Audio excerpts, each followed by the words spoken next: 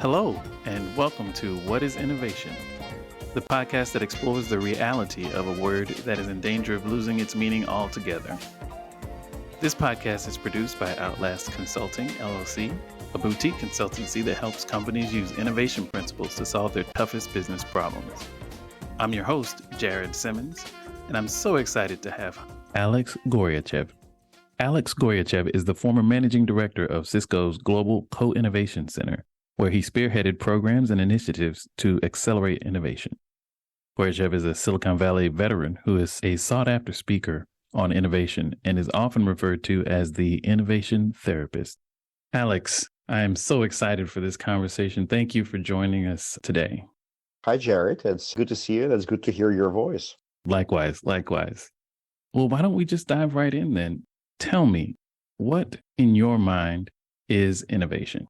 That's a great question. And usually when you think about any large company or organization, they really should have a committee and a subcommittee and multiple tracks to define what innovation is for their organization. At least that's what I've observed in a lot of companies. But in my point of view, innovation is something much easier. And it's actually an environment where all of those committees and subcommittees do not happen. I think innovation is really a mindset, and it's our ability to adapt to change or take advantage to the opportunities for a particular purpose, right? We innovate as people. What feels like recently I became a parent, and I was thinking about it. It was like only 8 years ago. Wow, congratulations. And I still innovate every day as a parent. We innovate as families. We innovate as communities, as societies, or as organizations, as businesses.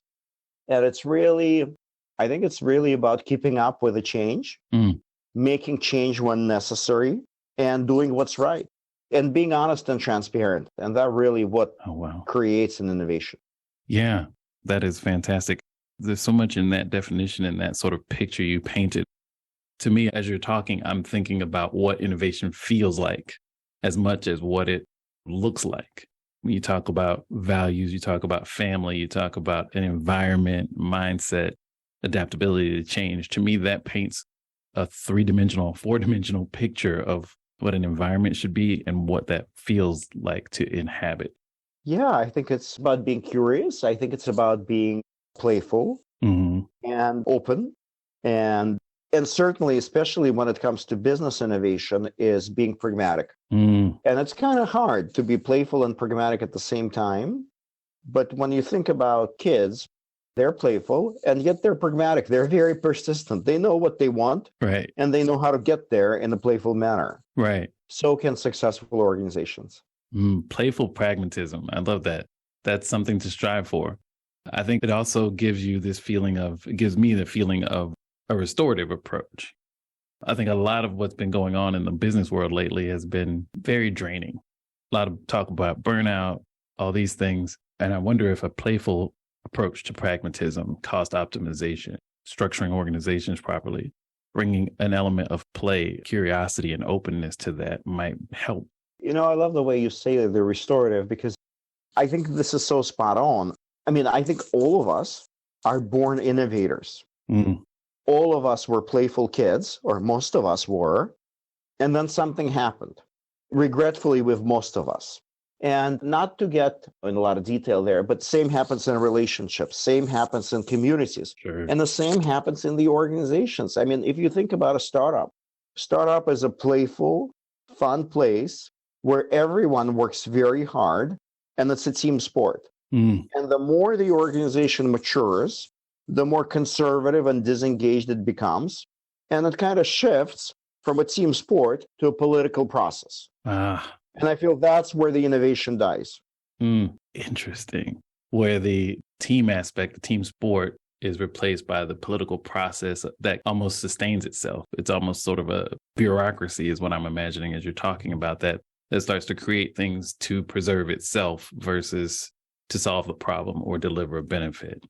Absolutely. Yeah. And I think the bureaucracy is something that certainly kills innovation. You know, as I think back to the way you described innovation in terms of an environment, a mindset, ability to adapt to change, bureaucracy is the opposite of adapting to change. the politics almost come into play to preserve the status quo. And so that adaptability to change, I can see how that might suffer as that evolution occurs. So yeah, that makes a lot of sense to me. Yeah. Look, there's a purpose in bureaucracy. Sure. It's a broad term, but when we think about highly regulated industries, what I call bureaucracy is in reality a system that's out there to protect you and me and protect consumers and protect so many things. So it exists for a particular reason. And I feel that bureaucracy is great for scaling things and making sure that the same thing is produced over and over and over. But when we think about, again, innovative environment and innovative companies, it's good to have structure and it's good to have, say, bureaucracy light. Yeah. And at the same time, give voice to every employee and help every employee innovate. It sounds like it's about balance because bureaucracy has its place. Innovation, team sport mindset has its place, but it almost sounds like it's about seeking the right balance, almost in that phrase, playful pragmatism, being able to be playful but pragmatic at the same time. Yeah, I mean, in aviation industry, bureaucracy exists for the purpose that people do not disassemble the plane while flying, right? Right. So there has to be pragmatic limits to bureaucracy and the pragmatic limits to innovation within a certain environment. Yeah, it's almost like the constraints. People talk a lot about creativity almost thriving in a constrained environment where if you have the right guardrails, creativity, curiosity, and innovation and those things can thrive and just pragmatically applying those in a way that doesn't stifle innovation, but channels it. You mentioned an ability to adapt to change as part of your definition of innovation. I really love that phrase, mostly because it takes it out of the business context. The ability to adapt to change is something that is hardwired in our DNA. Can you talk to me a bit more about what that looks like, how you came to see that as part of your definition of innovation? Adapting to change, I feel, is the prerequisite to innovation for a couple of reasons. One is, in order to innovate, we need to be able to notice change and actually pay attention to what's around us. And I feel a lot of companies that fail to innovate are the ones that stopped paying attention to whatever happened in the industry. Right. They became too complacent and a bit numb, right? So they were not noticing change, or they were shaming and ignoring change. Right. And when I think about the second step is actually our ability to respond to change. What happens if we don't? And I think the business case for responding to change is very clear. If we don't respond to change as organizations, we die. Yes. So we ignore change or shame change or regulate change, we die. We don't pay attention to change, we die. It's almost like we have to do this. Right. Wherever we want that or not. I see. So innovation is less a choice and more a survival imperative. Yeah, it's definitely a business imperative. And when I really think about bureaucracy, we just talked about it, the bureaucracy exists to protect the status quo. And that's why it's the kind of natural enemy of innovation. Right. Yeah, that's the kind of dichotomy that was set up in my head as you were describing the two. That's very well said. This is an amazing picture of what innovation is. I want to shift gears and talk a bit about what innovation isn't. What isn't innovation in your mind? I think an innovation is not invention. And a lot of people measure innovation patents. Look, when we think about the US patent market, I believe that less than 1% of patents are commercialized. Wow. And 99% out there are not making any money. Now, there might be a reason for that. Right. They're there to protect certain intellectual property or territory or business model. But at the end of the day, most of them, 9 out of 10, are not commercialized. So I think an innovation is something that's implemented in a way. You take the mindset, you implement it. And invention that's not commercialized is not innovation. Idea is not innovation. Ideas are a dime a dozen.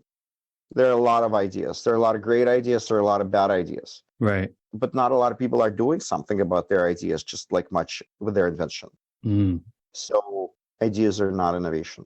Ideas are not innovation. Innovation it's a mindset where we notice something and we take action. And that action drives change. I see. So it's that the action that drives the adaptation in the previous definition about the ability to adapt to change. It's the action part that is really critical to taking something from invention or idea to true innovation. Correct. I see. That makes a lot of sense. I feel like that's such an important distinction to make, which to me then implies that a lot of people don't make it. How do you think those two things kind of got conflated over time, in ideas and innovation or invention and innovation? Or what are the implications of that? I think it got commingled in a way because, regretfully so, in a highly bureaucratic environment, I go back to bureaucracy, right? In a large organization, we celebrate a lot of ideas, but we don't actually empower people to make change. It's almost like a culture of fake innovation or innovation theater. Yes. Where we say, give us all your wonderful ideas. What a beautiful ideas. Thank you so much. Now go back to your cubicle and go back to work. Right. Or we love your ideas about working from home. We don't want to hear them. Right. So I think, again, we celebrate the ideas and we encourage people to share the ideas. But at the end of the day, they do not translate to execution. And that typically happens in a mid-sized and large organization.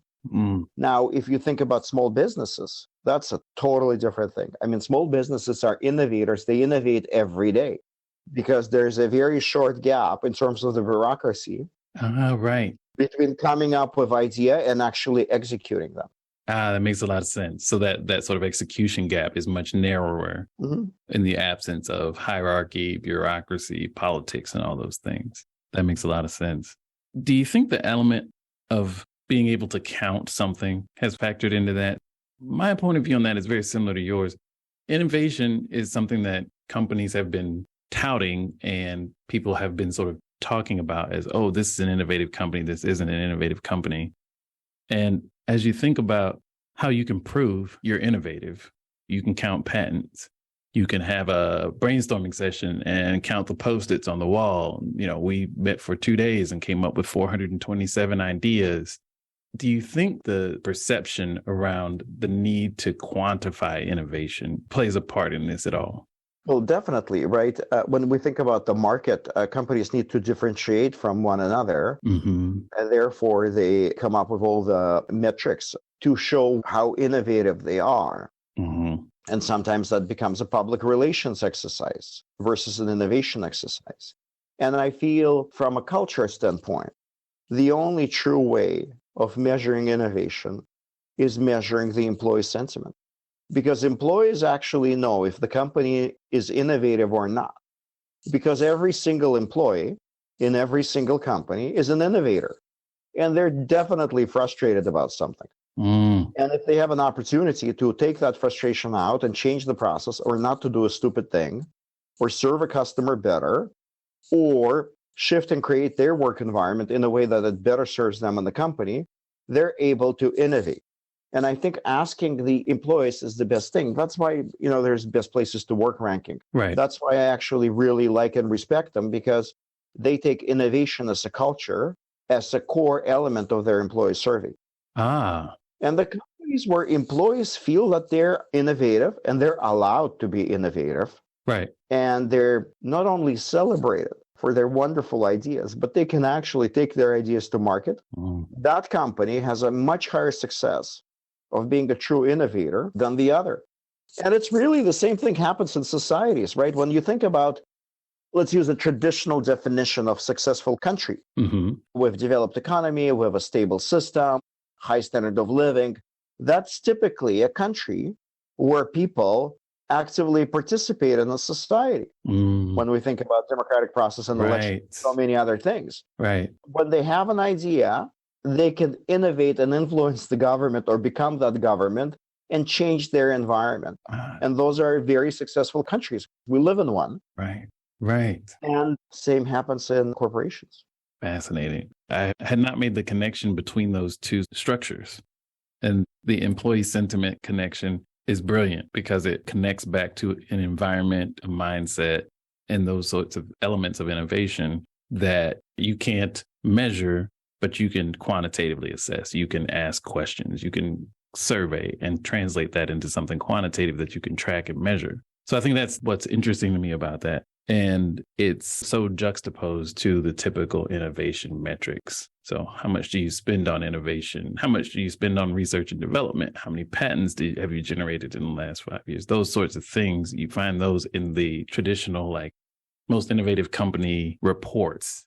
That silos it, in my opinion, to one or two functions, right? So it implies that innovation comes from research and development or innovation comes from marketing. But your definition of employee sentiment expands it to how does that finance person in accounts receivable, how do they feel about their ability to identify, notice change, build a response to it, and actually see it happen? Can I change and alter my environment? To me, that's so important, is to take innovation out of the functional view and put it into the humanistic sort of mindset frame that you put it in. I so agree with you. I forgot to turn off the heater the other day for a couple of days, and I was not here. Now, if I take spend as a metric, was I hitting my place well? Definitely. Now, did I waste that money? Absolutely. So when I think about spend as an indicator of innovation, I think that's kind of a very useless metric. Yeah, agreed. Especially taking out of the context. Now, I feel that you've said something very important, because often we confuse innovation with invention, and we often feel that innovation is about creating a new product. Right. And I feel nothing can be further from the truth. Innovation is about 9 out of 10 is about a better process. And that better process can happen in accounting. Right. As much as sometimes it's not doing something versus investing money into doing something else. Right. And going back to our employees, they know the best what are the stupid rules around there, and they probably are very ready to challenge them. They definitely know how to service a customer better than somebody in the boardroom with an executive cafeteria. Right. So let's give those people a voice. Yes. The democratization of that process is critical. And that's why I love the employee sentiment metric, because it by definition, it makes innovation a democratic process. It involves everyone. Yes. I hate this when the companies, they have like special innovation teams. Yes. Yep. Again, there's a purpose that they exist, but let's agree that everyone in the company is an innovator, and there are no two classes of citizens, innovators and all the other people. Right. Once we enable everyone to innovate, we will actually see much better results. And going back to your first question, that begins with a definition. What is innovation for accounting? What is innovation for engineering? What is innovation for every function? And that really forces leaders to take a stand and then tell their employees, this quarter, our goals are XYZ, versus saying, let's be innovative, and then running away somewhere. That doesn't serve anybody. Right. I love that reframing of what is innovation for accounting, what is innovation for the different functions. That alone would be an amazing exercise, I think, to take a board or a leadership team through to help them reframe from the product-driven thinking that you highlight there. Again, that employee sentiment score would give them a metric for how innovative is your organization, not your product development program. Right. How innovative is your organization? Just one follow-up question. Okay, this is the innovation team. What are they innovating? Okay, then that should be the name of the team. You know what I mean? Yes, and I think that the role of the innovation team is in facilitation. It's about putting people together. I've seen a lot of engineering projects that engineers are innovating without getting sales involved. Yeah. Yeah. My God, how we're going to sell this? Yeah. Right. So I think the function of the innovation team is getting people together and ensuring that there's inclusion and everybody's included in the process. Right. And then diversity of thought is celebrated. Right. And then something good happens out of there. Right. Yeah. Well, that's a perfect framing. You've seen innovation from so many different angles and in so many different contexts in your career. I'm wondering about your career itself. How has innovation shaped your career? Well, I think that my upbringing shaped my thinking. I'm an immigrant, so that kind of spells innovation. Yes. I grew up in Soviet Union, which is a country where innovation was not necessarily celebrated, but everybody had to be an innovator to survive. Right.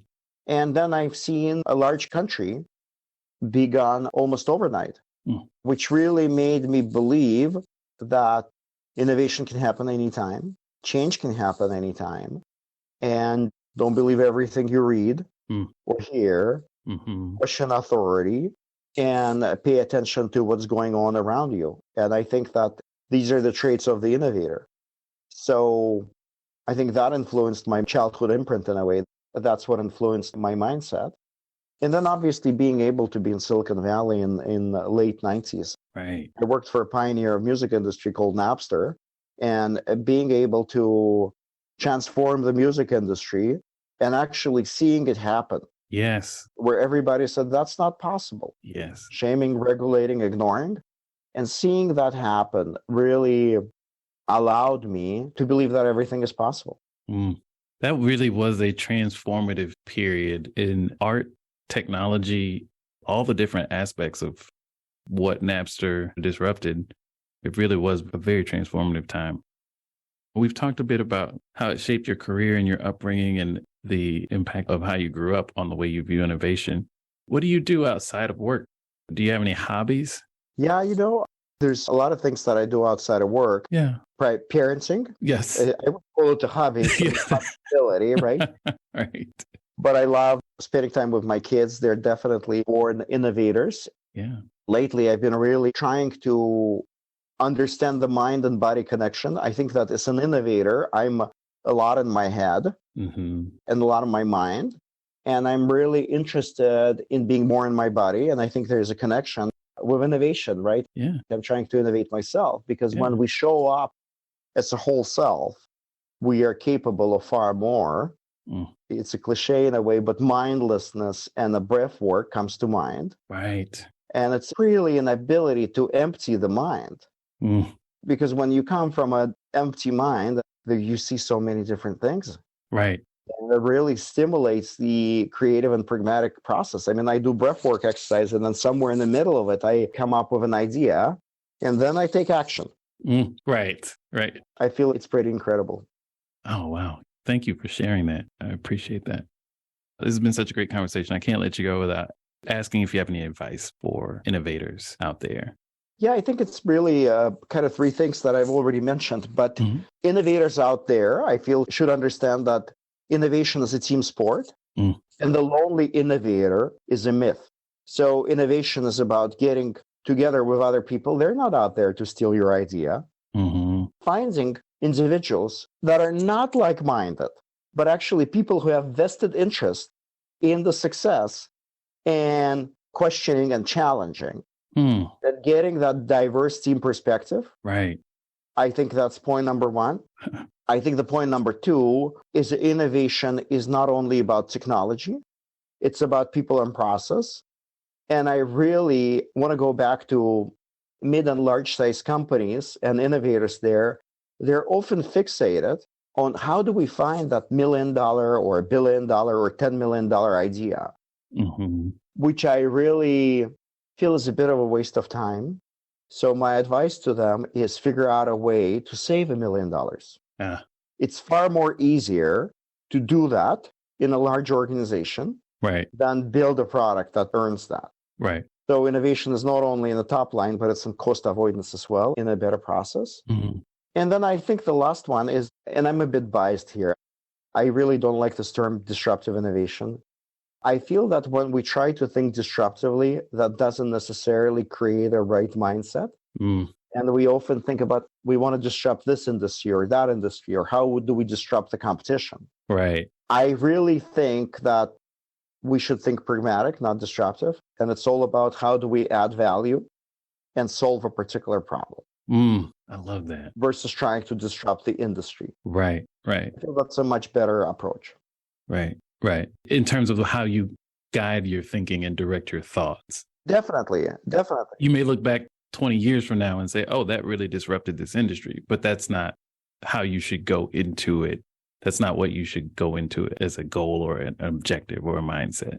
Yeah, it's all about execution. It's all about being pragmatic, and every big idea gets delivered in the small and measurable milestones.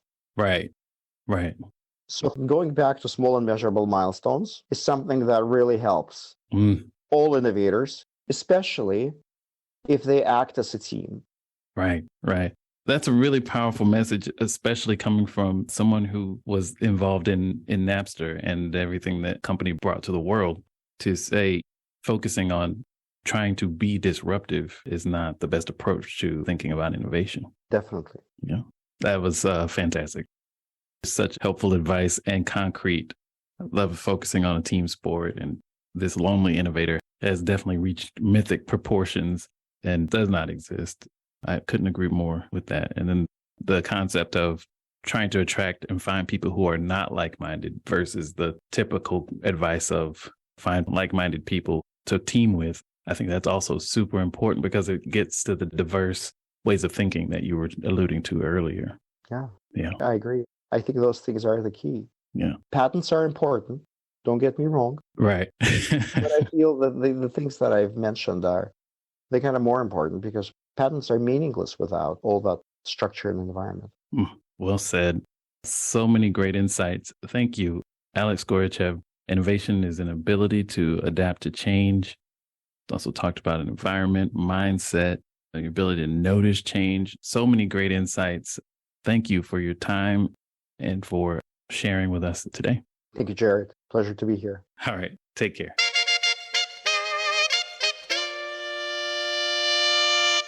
We'd love to hear your thoughts about this week's show.